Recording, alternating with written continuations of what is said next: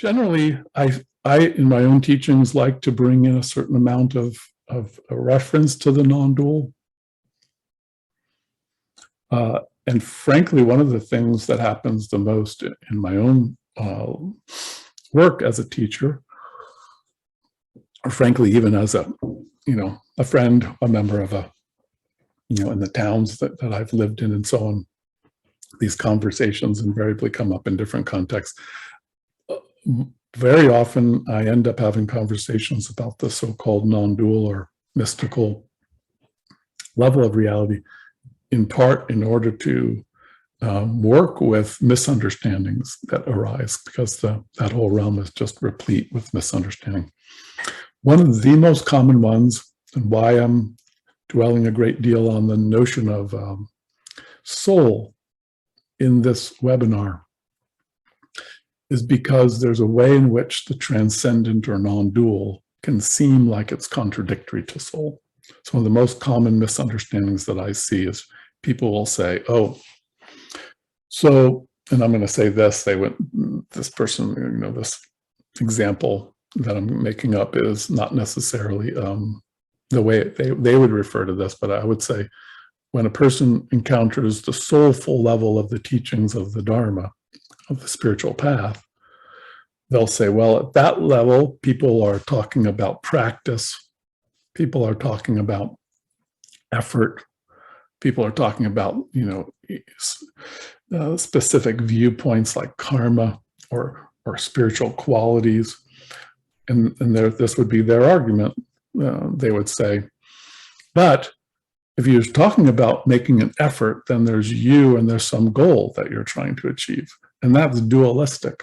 So if you do that, that not only contradicts non-dual understanding, it's an obstacle to it. So as long as you engage in practice, you're not only not realizing non-dualism, you're going farther away from it because you're engaging in dualism. So if you're engaging in thinking about karma, about spiritual qualities like love, me and you, love between us, service, right? Karma, effort, practices, teachings, teachers, students, being on the path, initiation, all of these words actually have dualism in them, as the way this type of philosophy would designate them. And many people get confused by that because they say, well, the non-dual is sort of like, that means just oneness, right? And oneness means not separating yourself from anything or not thinking in terms of time or goals or the past and the future, karma, or any of these things. Therefore, in order to realize non-dualism, you have to just drop all of that. That's an obstacle. In fact, there's one famous teacher here on the West Coast of the United States that's very popular. And he's fond of saying things like, the function of practice, what we are calling soul level practice here, is that you do it in order to become disillusioned with it. And once you've done it enough that you've become disillusioned with it and figure out that it's worthless, essentially, then you'll awaken to non-dualism. So that's the function of practice. It's something a lot of people do because they feel drawn to it, and then they do it in order to just kind of get over it, to become disillusioned with it, and then they'll be ready to awaken. Then they'll find their way to a true non-dual teacher who will tell them the truth. Of course, part of the irony of that and the sort of inconsistency is that this person teaching non-dual teachings is also engaging in dualism. They're talking about non-dualism. They're using concepts like, you don't want to engage in dualistic practices. You want to do, well, that's dualistic in itself because you've made a distinction between the true teachings and the false teachings and so on. So there's a kind of pretty easy to identify confusion in that style of teachings that starts from the fact that it's inherently self-contradictory because the teacher themselves, the expounder of these views, which there's a lot of around these days. That's one of the reasons I'm bringing this up, by the way.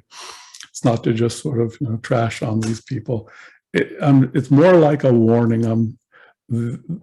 Sadly, what I see, and this is part of what I've had this conversation literally probably hundreds of times now with different people individually, is folks there's various forms of so-called non-dual teachings, whether they originated in Buddhism or Zen or Advaita, coming through certain prominent lineages like Ramana Maharshi and different streams that come from Ramana Maharshi.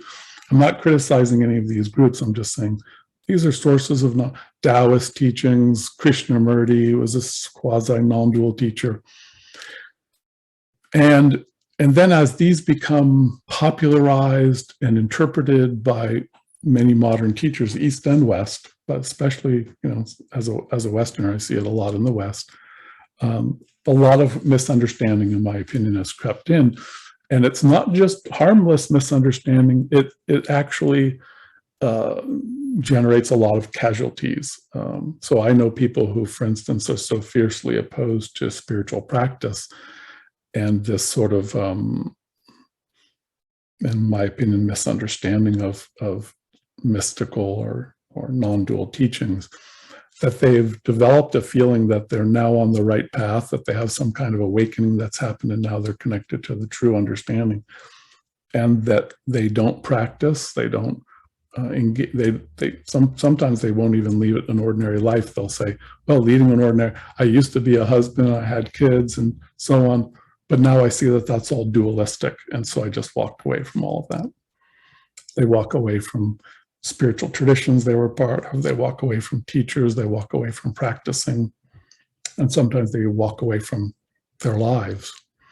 So I've seen a lot of tragedy come out of this, if not just kind of a low-grade stagnation or confusion that's developing, but in other cases, sometimes even more sad and painful circumstances arising. So there is some serious side effects from this. And so that's part of what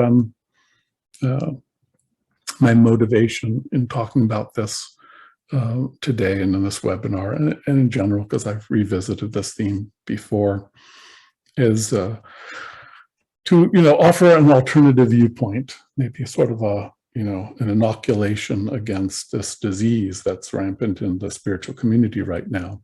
And there's quite a few of these teachers, at least many dozens, and a lot of confusion. And even within the context of existing traditions that can be quite mature, like Zen, for instance, has a very mature understanding of non-dualism, and it's very integrated.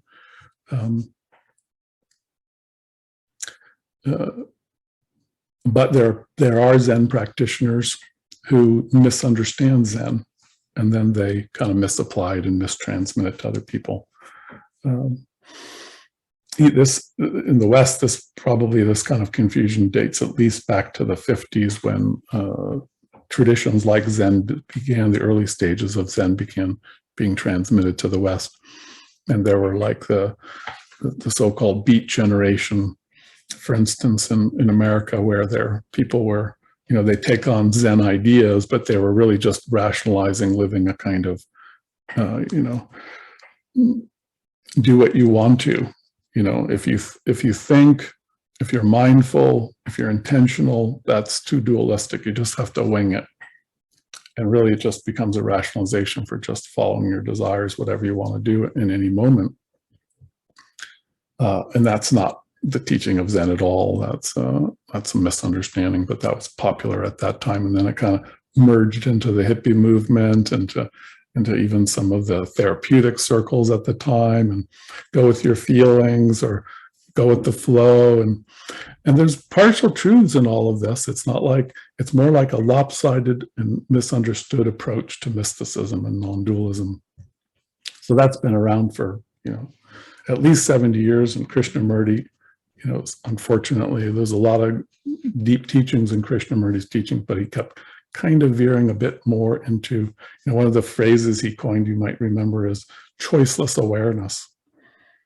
So he would go to crowds of, thousands of people and do a talk, many of whom had never been on the path before.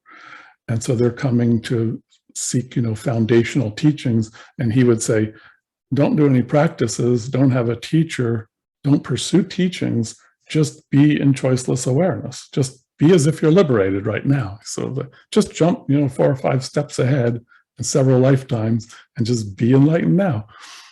No one can do that. And in fact, he, at the end of his life, he lamented that nobody got it.